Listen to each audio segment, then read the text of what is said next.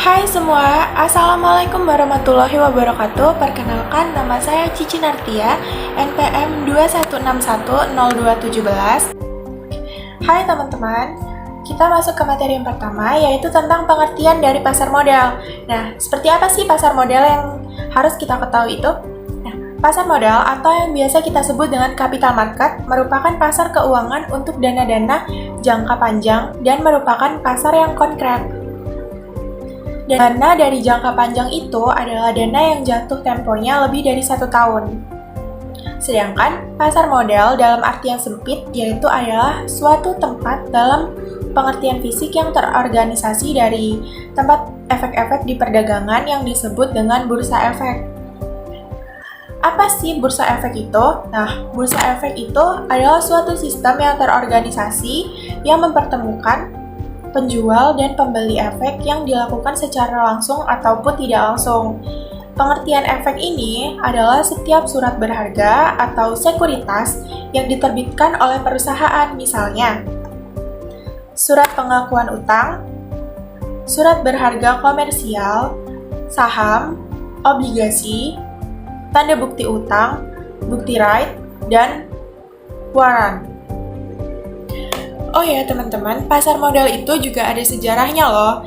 Nah, secara historis, pasar modal telah hadir jauh sebelum Indonesia merdeka. Nah, pasar modal atau bursa efek ini telah hadir sejak zaman kolonial Belanda, yaitu tepatnya pada tahun 1912 yang ada di Batavia saat itu, atau yang sekarang kita sebut sebagai Jakarta. Pasar modal ketika itu didirikan oleh pemerintah Hindia Belanda untuk kepentingan pemerintah kolonial atau VOC.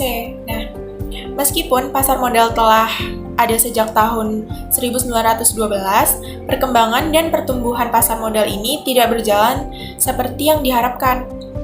Bahkan, pada beberapa periode, kegiatan pasar modal ini mengalami kevakuman. Hal tersebut disebabkan oleh beberapa faktor seperti Perang Dunia Pertama dan Kedua, perpindahan kekuasaan dari pemerintah kolonial kepada pemerintah Republik Indonesia, dan berbagai kondisi yang menyebabkan operasi bursa efek tidak dapat berjalan sebagaimana mestinya. Pemerintah Republik Indonesia mengaktifkan kembali pasar modal ini pada tahun 1977 dan beberapa tahun kemudian pasar modal mengalami pertumbuhan seiring dengan intensif dan regulasi yang dikeluarkan oleh pemerintah. Nah, ini dia sejarah singkat dari perkembangan pasar modal yang ada di Indonesia. Bisa dilihat ya teman-teman di sini. Oke teman-teman, materi dari saya sudah selesai, yaitu materi pertama. Kemudian akan dilanjutkan materi kedua oleh teman-teman saya. Perkenalkan, nama saya Rifani Sikomaryanto, NPM 21610210. Di sini saya akan melanjutkan materi tentang fungsi dan manfaat pasar modal. Fungsi pasar modal ada 6. Yang pertama, pasar modal sebagai sarana penambahan modal bagi usaha. Perusahaan dapat memperoleh dana dengan cara menjual saham ke pasar modal. Saham-saham ini akan dibeli oleh masyarakat umum, perusahaan lain, lembaga, atau oleh pemerintah. Kedua, pasar modal sarana pemerataan pendapatan. Setelah jangka waktu tertentu, saham yang telah dibeli akan memberikan dividen atau bagian dari keuntungan perusahaan pada para pemiliknya. Oleh karena itu, penjualan saham melalui pasar modal dapat dianggap sebagai sarana pemerataan pendapatan. 3. Pasar modal sebagai sarana peningkatan kapasitas produksi. Dengan adanya tambahan modal yang diperoleh dari pasar modal, maka produktivitas perusahaan akan meningkat. 4. Pasar modal sebagai sarana penciptaan tenaga kerja. Keberadaan pasar modal dapat mendorong muncul dan berkembangnya industri lain yang berdampak pada terciptanya lapangan kerja baru. 5. Pasar modal sebagai sarana peningkatan pendapatan negara. Setiap dividen yang dibagikan kepada pemegang saham akan dikenakan pajak oleh pemerintah. Adanya tambahan pemasukan melalui pajak ini akan meningkatkan pendapatan negara. 6. Pasar modal sebagai indikator perekonomian negara. aktivitas dan volume penjualan atau pembelian di pasar modal semakin meningkat atau padat, memberi indikasi bahwa aktivitas bisnis berbagai perusahaan berjalan dengan baik. Manfaat pasar modal. Pasar modal memiliki manfaat bagi emiten atau pihak yang melakukan penawaran umum, yaitu penawaran efek yang dilakukan oleh emiten untuk menjual efek kepada masyarakat berdasarkan tata cara yang diatur dalam peraturan undang-undang yang berlaku maupun untuk para investor. Manfaat pasar modal untuk emiten. 1. Jumlah dana yang dapat dihimpun berjumlah besar. 2. Dana tersebut dapat diterima sekaligus pada saat pasar perdana selesai. 3. Tidak ada konvenan sehingga manajemen dapat lebih bebas dalam pengelolaan dana. 4. Solvabilitas perusahaan tinggi sehingga memperbaiki citra perusahaan. Ketergantungan emiten terhadap bank menjadi lebih kecil. Manfaat pasar modal untuk investor. 1. Nilai investasi berkembang mengikuti pertumbuhan ekonomi. Peningkatan tersebut tercermin pada peningkatan harga saham yang mencapai capital gain. 2. Memperoleh dividen bagi mereka yang memiliki atau memegang saham dan juga bunga yang mengambang bagi pemegang obligasi. 3. Dapat sekaligus melakukan investasi dalam beberapa instrumen yang mengurangi resiko.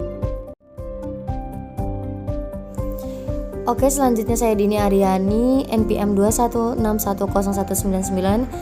Di sini saya akan menjelaskan materi tentang jenis-jenis pasar modal, kemudian pelaku pasar modal dan lembaga apa saja sih yang ada di pasar modal.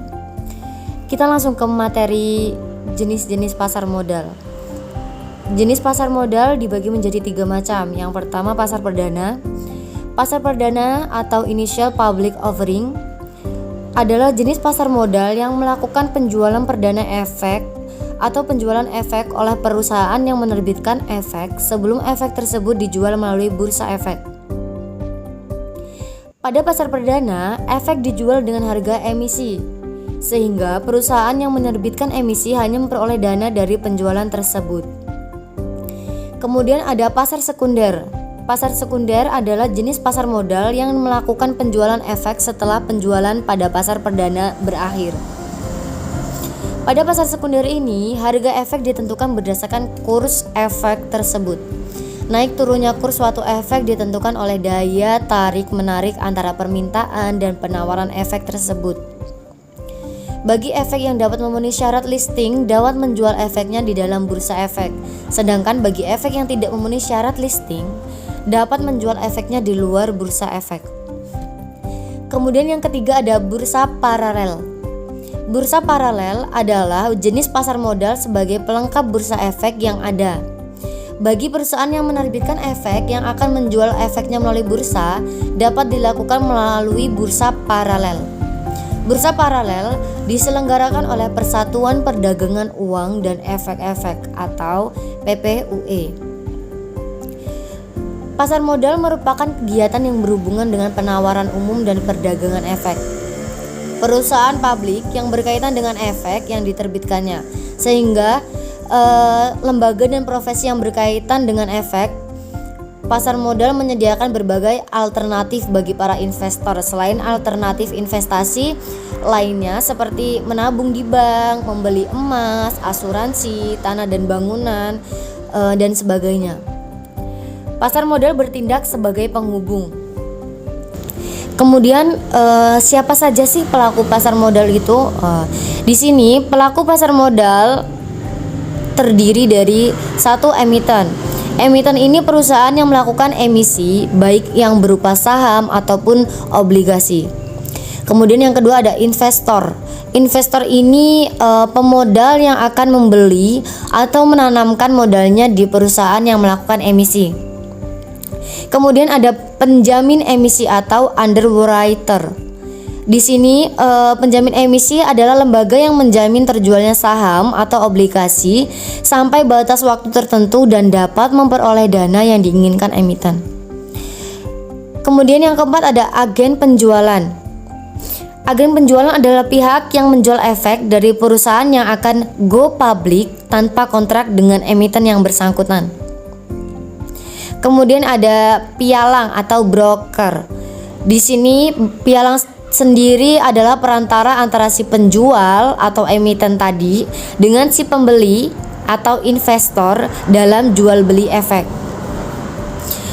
Kemudian lembaga dan struktur pasar modal di Indonesia. Ada beberapa lembaga dan struktur pasar modal yang ada di Indonesia.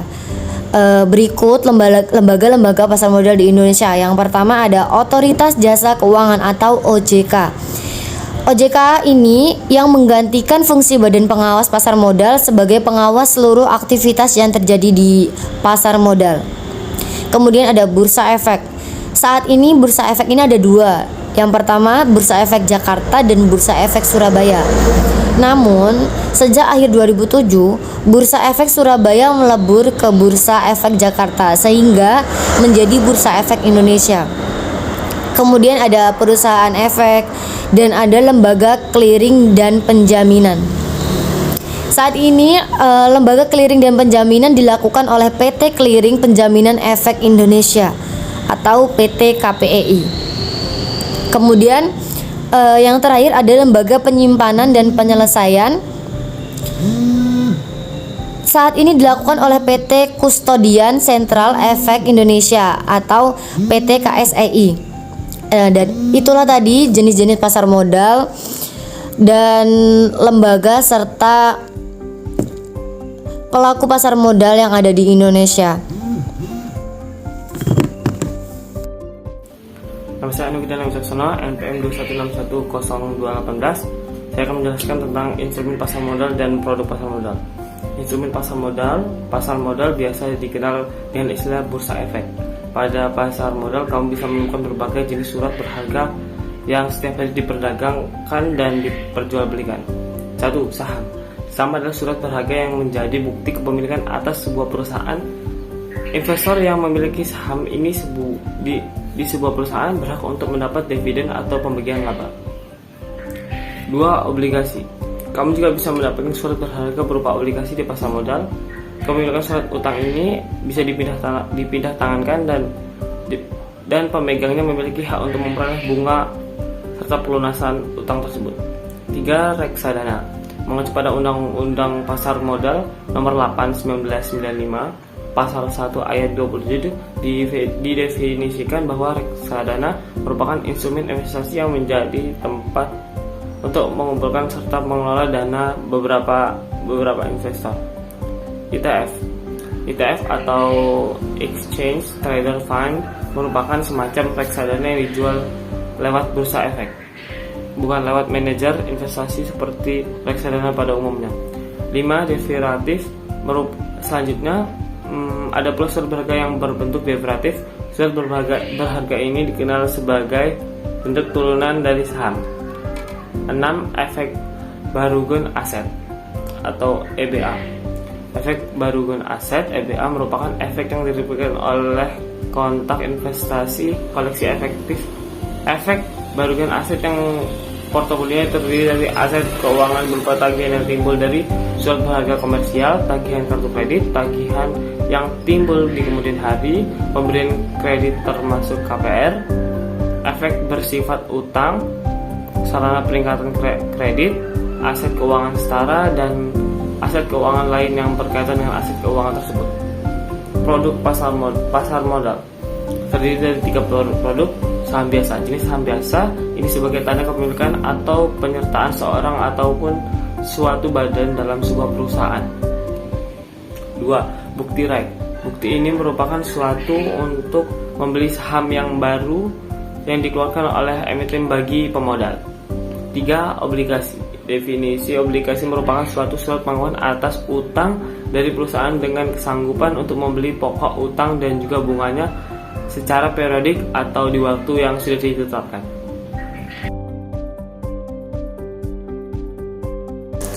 Baik, izin memperkenalkan diri. Nama saya Muhammad Fadil, NPM 216102000. Di sini saya akan menjelaskan tentang landasan hukum pasar modal dan bagaimana cara kita berinvest di pasar modal. Yang pertama, saya akan menjelaskan tentang landasan hukum pasar modal. Bahwasanya pasar modal memiliki landasan hukum, yaitu pada Undang-Undang Dasar 1945 nomor 8 yang berbunyi pasar modal adalah ketentuan umum mengenai undang-undang pasar modal. Nah, bahwasanya pasar modal memiliki landasan hukum yang tertera dalam undang-undang. Setelah itu saya akan membahas tentang bagaimana cara kita berinvestasi di pasar saham atau pasar modal. Jadi menurut yang saya baca, bahwasanya ada 7 cara untuk kita berinvest di pasar saham atau pasar modal. Yang pertama yaitu alokasi waktu untuk belajar.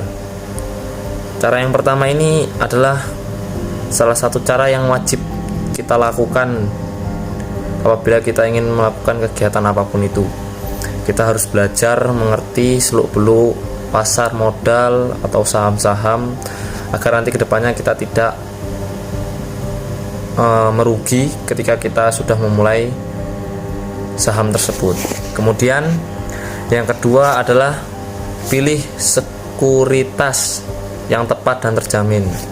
Jadi setelah kita mempelajari tentang ilmu-ilmu saham dan pasar modal, kemudian kita harus mempelajari sekuritas atau broken saham yang terjamin dan terpercaya. Nah, itu adalah cara kita untuk melakukan invest yang kedua. Kemudian yang ketiga, memahami indeks saham. Nah, setelah kita mengerti dan memahami cara pertama dan kedua tadi, kemudian kita juga harus mengerti tentang saham, indeks saham yang dikeluarkan oleh Bursa Efek Indonesia.